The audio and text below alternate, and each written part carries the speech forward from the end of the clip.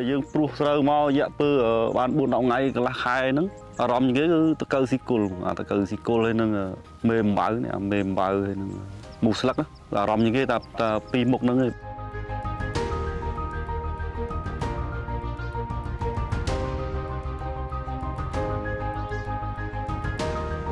បាទខ្ញុំបាទឈ្មោះហៀងថៃរស់នៅភូមិពូរៀងឃុំពូរៀងស្រុកពូរៀងខេត្តព្រៃវែងខ្ញុំមានស្រែ10 ហិកតាអារម្មណ៍ជាងគេគឺតកៅស៊ីគុលតកៅស៊ីគុលហើយនឹងមេអំបៅនេះមេអំបៅហើយនឹងមូស្លឹកអារម្មណ៍ជាងគេតែពីរមុខហ្នឹងឯងបើយើងទប់ស្កាត់ពីរមុខបានល្អស្រូវយើងអាចបាច់ជីបាច់អីទៅវាស្ទុះលឿនខ្ញុំទៅខ្ញុំបាញ់អាថ្នាំក្រុមហ៊ុនដូចថាយើងមិនសូវស្គាល់ខ្ញុំបាញ់អាខាងត្បូងហ្នឹងខ្ញុំបាញ់3 ដងដល់ពេលខ្ញុំមកបាញ់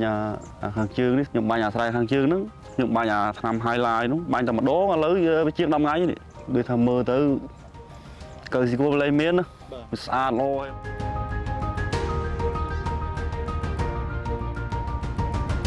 អា highlight ហ្នឹងក្រុមហ៊ុនកាឈូកបាទហើយដេប៉ូខ្ញុំទិញនៅរថសីលៈនៅពូរៀងដែរតែនៅភូមិយីសល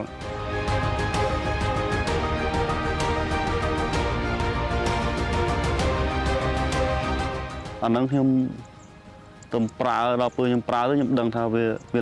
លឿនហើយវាបានលូតលាស់កូនថ្មីអីវាលឿនបាទវាបាញ់ទៅវាស្អាតល្អតាំងតកៅមូស្លឹកដែរវាសូវមានយើងបាញ់អាហ្នឹងទៅវាបានធូរអាមូស្លឹកដែរ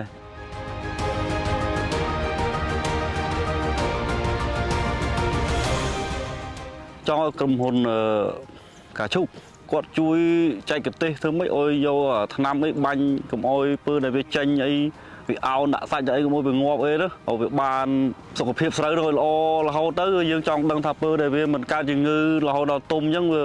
យើងចង់ដឹងគុណផលវាមិន